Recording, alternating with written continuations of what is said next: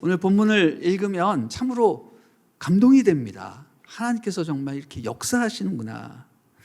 도대체 고레스라는 인물이 어떤 사람이길래 페르시아의 왕으로 취임하자마자 곧바로 포로로 있었던 유대 백성들을 고향으로 돌려보내고 또 바벨론 왕이 가져왔던 그런 모든 금그릇과 은그릇과 모든 성전에서 쓰이는 모든 집기들을 포로들과 함께 다 돌려보낼 수 있을까? 또 뭐라고 얘기했습니까? 유대인들이 예루살렘에 가서 성전을 재건할 수 있도록 모든 편의를 제공하라는 칙령을 내리고 마지막으로 뭘로 이렇게 마무리를 하냐면 유대인들이 믿는 여호와 하나님이야말로 참 하나님이기 때문에 그분을 섬겨라 라고까지 말을 하니 도대체 이 사람이 누구인가 이런 궁금함이 생기게 됩니다. 하나님을 모르는 이방인이 어떻게 이런 결정을 내리고 또 이런 행동을 할 수 있었을까요? 너무너무 궁금합니다. 고레스 과연 그는 누구인가? 그래서 제가 늦은 밤에 어저께 막 찾아봤습니다. 책도 찾아보고 인터넷도 찾아보고 그래서 제가 간단하게 오늘 이 아침에 제가 이야기를 재미있게 하는 그런 사람은 못 되지만 한번 고레스가 어떤 사람인지 한번 말씀을 드리겠습니다. 고대 그리스의 역사가 헤로도토스의 그 역사책에 의하면 고레스에 대한 이야기가 짧게 나옵니다. 그는 바벨론이 메소포타미아 지역을 통치하던 시절에 그 메디아라는 그런 나라의 부속 국가의 왕족이었어요. 근데 그 부속 국가의 왕의 이름은 아스티즈 왕이었는데 그 왕의 손자로 태어나게 된 것입니다. 근데 이 아스티즈 왕은요 아주 난폭하기로 소문난 왕이었습니다. 하루는 그 왕이 꿈을 꿨는데 자기 딸 공주가 소변을 봤는데 그 양이 어마무시해가지고 온 페르시아 지역이 다 오줌으로 덮였다라는 것입니다. 너무 꿈이 이상해서 즉시 술객들을 불러서 그 꿈 해몽을 청했고 그 술사는 곧바로 자신의 딸인 공주의 아들이 반역하여서 왕의 자리를 넘보게 되고 결국은 그 왕자리를 빼앗기고 온 페르시아 지역을 다스리는 대왕이 될 것이다 라는 그런 풀이를 해 주었습니다. 여러분 이럴 때는 어떻게 해야 될까요? 축복해야 되나요? 저주해야 되나요? 이 왕은 심기가 아주 불편해가지고 그 반역을 막기 위해서 자기의 딸이 낳은 그 아이를 죽이기로 결심을 했습니다. 그래서 자기의 측근 하르파구스라는 신하에게 당장 데려가서 죽이라고 말을 했습니다. 이 신하는 왕이 엄하게 명령을 했기 때문에 그 아이를 데리고 산에 올라가서 죽이려고 했는데 이 이쁜 아기를 장차 왕이 될 수 있는 아기를 죽일 수가 없어서 그 때마침 지나가는 양치기에게 그 아이를 주고 대신 그 염소 한 마리를 잡아다가 피를 흘려서 그 아기가 죽었다라는 것을 왕에게 보고하게 됩니다. 한편 아기를 받은 그 양치기 부부는 아이를 정성껏 키워서 정말 건장한 훌륭한 청년으로 기르게 되는데 어느 날 그 아스티즈 왕이 시장을 다니다가 그 양을 판매하는 어느 젊은 건장한 청년이 있는 것을 보고 한눈에 그 청년이 바로 자기의 손자라는 사실을 직시하게 됩니다. 그래서 곧바로 그 왕은 궁궐로 돌아가서 신하 하르파구스를 불러다가 내 놈이 내 명령을 거역했다 이렇게 아주 심하게 꾸짖게 됩니다. 목숨의 위협을 느낀 이 하르파구스는요, 곧바로 도망가서 그 양치기 소년 고레스에게로 가게 됩니다. 그리고 이 모든 사실을 다 얘기하고, 당신이 페르시아의 왕이 되고 싶다면 내가 적극적으로 협력하겠습니다 라고 하면서 고레스의 충신이 되는 것이죠. 그래서 청년 고레스는 큰 뜻을 품고 그 하르파구스의 도움으로 나라들을 정복하기 시작을 합니다. 그래서 결국 할아버지의 나라를 빼앗고 그 메디아라는 그 나라를 정복했으며, 또 주변에 페르시아에 흩어져 있는 모든 산재되어 있던 나라들을 다 통합하게 됩니다. 그런데 여러분, 여기서 중요해요. 고레스 왕이 어떤 왕이었냐면 그냥 단지 힘이 세고 무력으로 페르시아 지역을 점령한 왕이 아니라, 그는 페르시아를 정복한 후에 그 관료들을 다 등용을 한 거예요. 메디아를 정복했을 때 메디아에 있는 그런 귀족들에게 적절한 권력을 주고 그들도 함께 정치에 참여를 하게 한 겁니다. 메디아란 나라와 페르시아, 그러니까 성경에는 바사라고 하죠.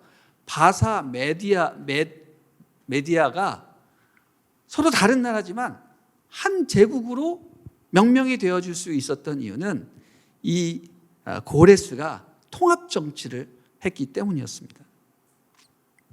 여러분, 좌파와 우파가 정말 첨예하게 나누어진 우리나라에 정말로 필요한 정치인이 아니겠습니까? 이 통합 정치. 바로 고레스가 그런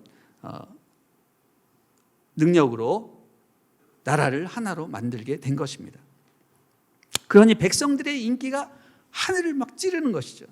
심지어는 전쟁을 하러 나가면 군인들이 싸우지 않고 백성들이 오히려 성문을 열어주면서 제발 우리의 왕이 되어달라고 그렇게 하게 되었던 것입니다. 그래서 결국 페르시아 전체가 다 고레스의 손에 들어오게 되었습니다. 그러나 고레스에게는 마지막 남은 숙제가 있었으니 그것은 바로 바벨론 제국이었습니다. 바벨론 제국은 아직도 큰 영향력 가운데 있었습니다. 그러나 여러분, 우리가 바벨론 제국의 멸망을 우리가 성경 다니엘서를 봐서도 알고 있지만, 그 바벨론 제국의 마지막 왕 벨사살 왕이 마지막 때에 뭐 하고 있었습니까? 술 먹고 여자들과 노름하면서 잔치를 벌이고 있었잖아요. 그때 하나님께서 나타나셔서 벽에다 메데메데 네겔 우바르신이라는 그 심판의 메시지도 쓰지 않으셨습니까? 자, 완전히 술판에 쪄들어가가지고 적군이 쳐들어오는지도 모르고 있다가 그냥 함락되는 수모를 겪게 되었습니다. 여러분, 바벨론은요, 힘이 강력했지만 그만큼 타락하여서 손도 써보지 못하고 성을 내어주고 만 것입니다. 고레스는 하나님의 사명을 감당하기에 정말 적합한, 존경받는, 충성된 그런 왕이었습니다. 그러나 한 가지 우리의 의문이 계속 남는 것은 뭐냐면, 그가 도대체 어떻게 하나님을 알게 되었고 또 왜 유대인들을 풀어주었을까라는 것입니다. 이 부분에 대해서 학자들은 어떤 말을 하냐면, 분명히 그가 양치기 시절에 유대인 친구를 만났을 것이다. 그래서 유대인들이 겪는 고통, 어려움들을 들었을 것이고, 유대인들이 믿는 하나님을 소개받고 하나님을 경외하게 되었을 것이다 라는 것입니다. 그래서 그가 하나님을 알게 되었고, 자신이 왕이 되면 제일 먼저 페르시아에 갇혀있던 유대인들을 해방시키겠다고 그 친구와 약속을 한 것이다 라고 추정을 합니다. 그렇게 얘기를 들으니 다 이해가 되는 겁니다. 그래서 고레스 왕이 되자마자 제일 먼저 한 일이 유대인들을 해방시키고 예루살렘의 성전 재건을 허락하고, 여호와 하나님만이 참신이니까 그분만을 섬겨라 라고 고백을 하게 된 것이죠. 여러분, 이처럼 모든 그것의 이유를 알게 되면 이제 고개를 끄덕이게 되고요. 또 그 역사적인 이유를 알게 되면, 아, 그렇구나, 아무렴 그러면 그렇지라는 그런 생각을 하게 되는데요. 여러분, 오늘 우리가 에스라서 1장을 읽으면서 하나님의 역사와 그 기적의 정말 놀라움을 보면서 우리가 감동을 받지 않았습니까? 그런데 이제 이런 역사적인 풀이를 하게 되면 그런 감동이 약간 좀 사그라지면서 아이, 그러면 그렇지. 무슨 기적이야. 역사적인 사건이지. 그런 생각이 또 드는 것을 우리가 부인하지 못합니다.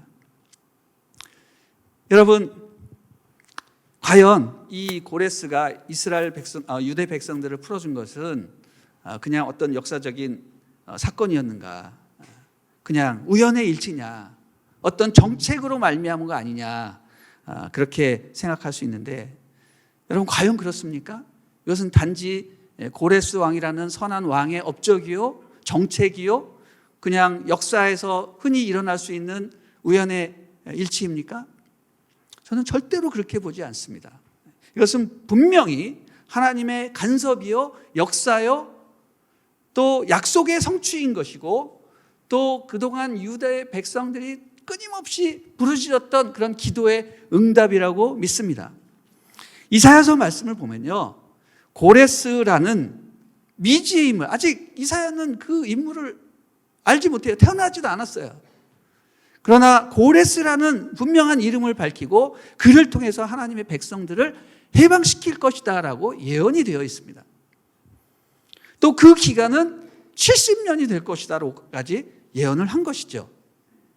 또 예레미야나 다니엘서를 봐도 그것이 명확한 하나님의 예언이었다라는 것을 명확하게 기록을 하고 있습니다. 그것만 봐도 이 사건은 하나님의 역사요, 약속의 성취고 기적임에 틀림이 없는 것입니다. 할렐루야, 아멘. 어느 꼬마가요, 주일학교 예배 때 전도사님이 설교를 들었는데 그 설교 제목이 믿음으로 산을 옮긴다, 뭐 그런 내용이었어요. 꼬마가 굉장히 감동을 받은 거예요. 그래서 예배가 끝나고 설교하신 전도사님을 찾아가서 이렇게 얘기했다고 합니다.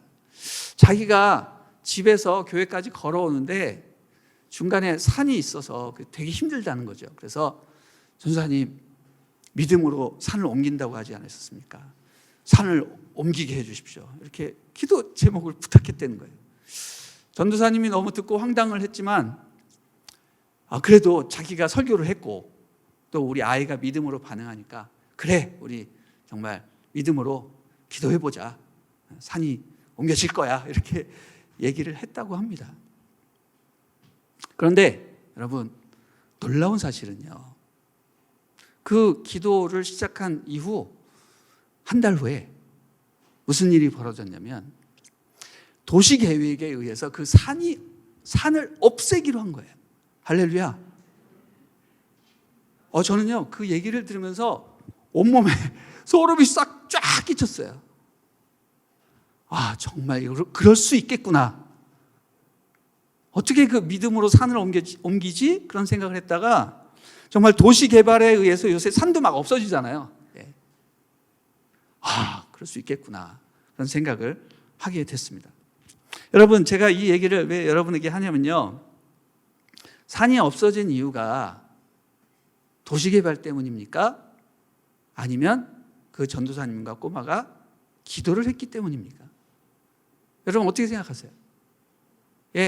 명목상으로는 산이 없어진 이유는 도시개발 때문이죠. 부인할 수 없는 사실입니다. 모두가 다 인정하는 겁니다. 도시개발로 인해서 산이 없어진 거예요. 그러나 왜 갑자기 도시개발이 그때 일어났냔 말이죠.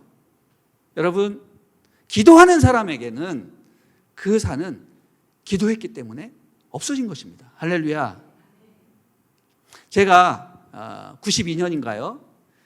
김일성이 죽었을 때 정말 깜짝 놀랐습니다. 왜냐하면 그 3일 전에 여의도 광장에서 모든 크리스찬들이 모여서 나라와 민족을 위해서 기도를 했거든요.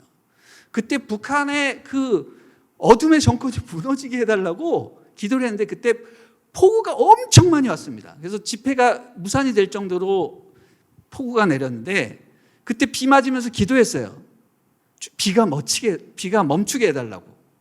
근데 정말 기적과 같이 그때 여의도 광장에 그 상공에만 비가 내리지 않았습니다.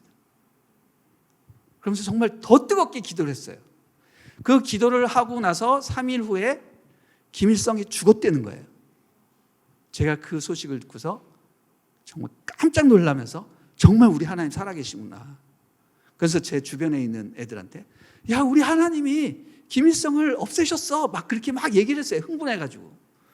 그랬더니 친구들이 쟤 뭐야? 저를 막 이상하게 쳐다보는 거예요. 야, 김일성 그냥 죽은 거야. 너가 기도해서 죽었다고 생각하지 마. 그런 얘기를 하는 거예요. 근데 저는 알아요.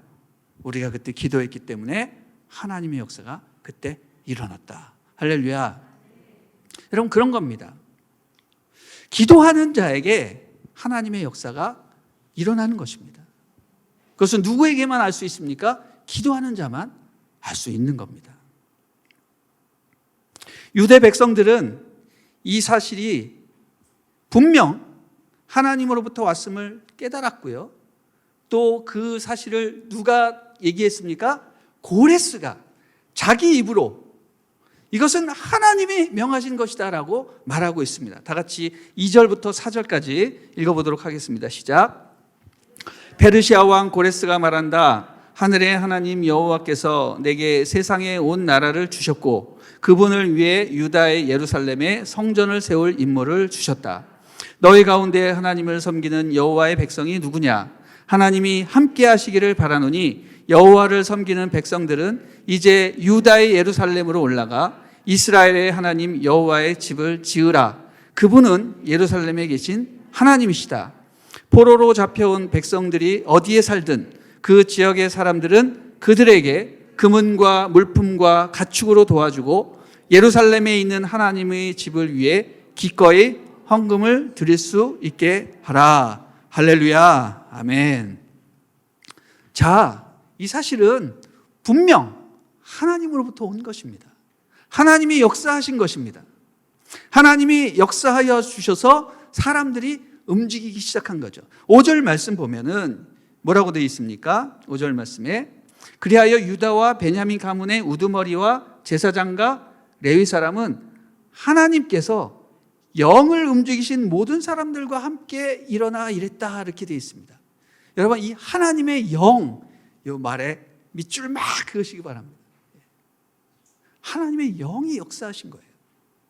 유다의 모든 영적인 지도자, 정치적인 지도자들이 하나님의 영에 감동받은 사람들과 함께 일했다고 명확하게 말하고 있습니다. 정말로 하나님의 영을 받은 사람들은요, 일사불란하게 서로 모의하지 않고 다 같이 한마음 한뜻이 되어서 일을 하게 되는 것이죠. 또 게다가 그들만이 일한 것이 아니라 주변의 페르시아 사람들이 그들에게 무엇을 주었다고 했습니까? 금과 은과 물품과 귀한 선물과 예물로 도와주었고, 고레스 왕은 여기에다가 바벨론 시절에 그 궁궐 보물 창고에 있었던 모든 성전 기물들도 다 내어주었다고 했습니다. 여러분, 왜 그런 걸 내어주나요? 성전이 재건되면 그 안에 성전 기물을 채워야 되잖아요. 그래서 고레스 왕이 명령해서 그 기물들을 내어주고 그 기물들의 이름과 숫자가 아주 자세하게 기록되어 있는 것을 보게 됩니다. 여러분, 이런 게 기적이 아니면 무엇이 기적이겠습니까? 유대인들이 바벨론에서 해방되어서 자신의 고향 땅으로 돌아갔다라는 것도 기적이지만 더 큰 기적은 뭐냐면 흩어졌던, 낙심에 빠져있던 그들이 한마음 한뜻이 되어서 성전 재건에 매달리고 또 그것을 돕기 위해서 주변의 이방인들, 페르시아 사람들이 다 그들의 재물을 부탁도 안 했는데 다 내어주고 헌금하고 섬기고 도와주었다라는 것이죠. 여러분, 이런 게 진짜 기적인 거예요. 여러분, 우리 성전 건축은요, 이런 식으로 진행이 되어야 해요. 지난 수년 동안 우리 남양주 온누리교회가 부지 선정 문제로 엄청 어려움을 당하지 않았습니까? 이제 그 모든 것을 뒤로 하고 성전 부지가 결정이 되고 성도들이 다 같이 한 마음과 한 뜻이 되어서 성전 재건을 위해서 기도하고 있습니다. 여러분, 저는 이것이야말로 진짜 기적이라고 생각해요. 과거의 역사를 아시는 분들은 제 말이 무슨 뜻인지 아실 거예요. 우리 공동체가 나눠지지 않고 한 마음 한 뜻으로 성전 재건을 위해서 기도하고 헌신한다. 여러분, 이게 진짜 기적이라는 것입니다. 이제 건축물만 세워지는 것이 아니라 또 모두 세워집니까? 진정한 성전인 우리 개인 자신, 우리의 가족, 그리고 우리 교회 공동체, 이런 것들이 성전 건축과 함께 세워지는 것입니다. 우리의 삶이 성전 건축으로 인해 변화되고 새로워지는 거, 이것도 또 엄청난 기적이라는 것이죠. 이제 교회 건물이 세워지면 필요한 모든 재물들이, 재정들이 채워지고 모든 성도들이 힘을 합해서 그 성전 내부를 아름답게 꾸며야 됩니다. 그런 것들이 우리의 역할이에요. 그런 것들을 해 나가면서 우리 자신도 함께 커가는 것, 이게 진짜 기적이고요. 여기에 우리 예배당 주변에 수많은 상가들이 있는데 공사로 인해서 어떠한 민원도 들어오지 않고 또 불화도 생기지 않고 오히려 그 많은 주민들의 환대 속에서 온누리교회 오는 것을 환영한다. 우리 교회는 식당도 없잖아요. 식당 주인들이 막 쌍수를 들고 환영하면서 온누리교회가 빨리 세워지기를 바란다. 이렇게 하는 것이 진짜 기적이라는 것이죠. 저는 오늘 말씀을 읽으면서 우리 남양주 온누리교회가 이런 방법으로 성전을 재건해야 되는구나, 그런 확신을 하게 되었습니다. 여러분, 하나님이 일하시면 불가능한 했던 일들이 가능해집니다. 아무리 인간들이 해결하려고 길을 쓰고 노력을 해도 하나님의 때가 아니면 일이 안 되는 것입니다. 저는 오늘 본문을 보면서 우리 남양주 온누리교회 성전 재건뿐만 아니라 저는 특별히 북한 사역에 헌신한 사람이기 때문에 한반도의 통일도 이런 식으로 일어나겠구나, 이렇게 생각을 하니까 막 가슴이 뜨거워지고 막 기도가 막 저절로 나오는 거예요. 도대체 한반도 통일이 언제 이루어지는가? 저에게 그런 거 물어본 사람이 되게 많은데 저도 몰라요. 저도 몰라요. 그러나 반드시 일어납니다. 어떤 방식으로? 이런 방식으로 일어나게 될 것이다. 하나님께서 때가 되면 고레스와 같은 사람을 시키셔서 정말 사람을 통해서 안 되었던 모든 일들이 가능해지는 거예요. 순식간에 가능해지는 거예요. 모든 막혔던 일들이 다 터지고 순식간에 통일의 그날이 우리에게 오는 거예요. 그때 저와 여러분이 주님 앞에 쓰임받을 수 있도록 준비되는 게 필요합니다. 여러분, 준비라는 게 꼭 거창한 다른 거 생각하지 마시고 기도로, 믿음으로 주님 불러주십시오. 제가 주님 앞에 헌신하겠습니다. 자기를 부인하고 십자가 지고 주님 따라가겠습니다. 여러분, 이게 진짜 중요한 헌신이요 준비가 되겠죠. 여러분, 하나님의 일에는 영적인 것도 있지만 또 물질적인 것도 있는 겁니다. 기도도 중요하고 마음도 중요하지만 하나님께서 성전을 재건하시기 위해서 물질도 모으세요. 재물도 모으세요. 여러분, 그때 여러분이 평소에 준비해 놓았던 재물들이 하나님 앞에 즐거이 사용되는 것입니다. 여러분, 중요한 것은 뭐냐? 재물이 아니에요. 재물이 아니라 하나님이 부어주시는 마음이에요. 성령께서 1차적으로 여러분 마음속에 들어가 주셔서 감동을 주셔야 돼요. 그 감동이 없이는 우리는 성전 건축을 할 수 없는 것입니다. 주님께서 우리 마음 가운데 임하여 주셔서 하나님의 집을 건축하라라는 그런 마음을 허락하셔야죠. 그리고 그 하나님의 음성을 듣고 마음이 동하고 감동을 해야 그 일들이 일어날 수 있는 것입니다. 그런 의미에서 우리가 성전을 지을 때 다른 교회와 달리 서빙고 본부에서 일단 다 해주잖아요. 그렇죠? 여러분, 세상에 이런 교회가 어디 있어요? 근데 이게 또 어떻게 보면 위기예요. 우리에게 어떤 긴박함이 없어요. 간절함이 없어요. 그냥 본부에서 지어졌으니까 그냥 우리 이사 가면 되지, 새 성전에 들어가면 되지, 이런 마음을 품을 수 있단 말이에요. 여러분, 이게 재앙입니다. 이게 재앙이에요. 이렇게 되면 하나님의 성전이 세워지는 게 아니에요. 건물만 세워질지 모르지만 진정한 우리 하나님의 성전, 우리 개인과 우리의 삶과 우리의 믿음과 우리 모든 것들이 세워지지 않는 거예요. 이 재앙입니다. 재앙. 진짜 중요한 것은 우리가 하나님의 마음으로 가득해서 성령의 감동하심으로 스스로 기도하고 자발적으로 헌신하고 헌금하고 그 땅을 부여잡고 기도하고 눈물로 간절히 바라면서 그 성전에 들어가야 하는 것이죠. 그런 의미에서 우리가 기쁨의 50일 축제를 하는 것입니다. 새벽 기도를 하고 호데시 축제를 하고 세일의 기도회를 하고 이렇게 하면서 성전 건축과 동시에 우리의 개인과 가정과 공동체, 우리 사회가 세워져 나가는 것이죠. 여러분, 오늘 본문에 나타나진 않지만 고레스의 그 감동적인 선포가 있기까지 70년 동안 유대 백성들이 바벨론 땅에서 고생하며 고통 중에 흘린 눈물과 기도, 그리고 탄식과 부르짖음이 있었다라는 사실을 우리는 결코 잊어서는 안 될 것입니다. 그런 70년간의 기도가 쌓였기 때문에 고레스의 선포가 나오게 된 겁니다. 그냥 70년 있으면 우리 고향 땅으로 간대, 때우자, 이게 아니라는 거예요. 유대 백성들은 정말 기도와 눈물과 부르짖음으로 70년을 채운 거예요. 그러니까 그 때가 참에 하나님이 고레스를 통해서 해방을 선포하신 것이죠. 여러분, 한국교회가 통일의 그날을 맞이하기까지 눈물과 부르짖음과 고통으로 채워야 할 어떤 연수가 있는지 모르겠습니다.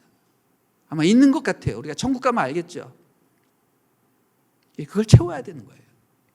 우리 남양주 온누리 교회는 17년째 성전 기공을 시작을 하는데, 생각해 보면 우리가 20주년이 될 때 성전이 봉헌이 될 겁니다.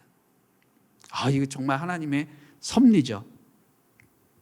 17년 동안 우리가 정말 고생이 많았습니다. 아픔도 많았고 어려움이 많았습니다.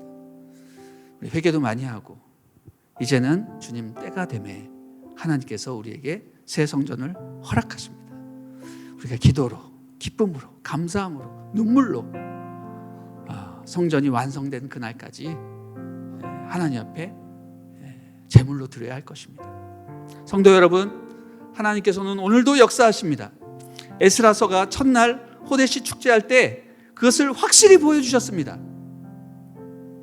우리도 유대 백성들처럼 하나님 말씀에 순종하고 성령의 음성을 따라 열심히 주의 집이 세워지도록 여러 방면에서 노력해 주시기를 부탁드립니다. 어린이부터 어른까지 모두가 성전이 되어지면서 진정한 성전된 공동체가 재건되는 놀라운 축복이 우리 가운데 임하기를 축복합니다. 할렐루야. 우리 하나님께 감사와 영광의 박수 올려드립니다. 아멘, 아멘.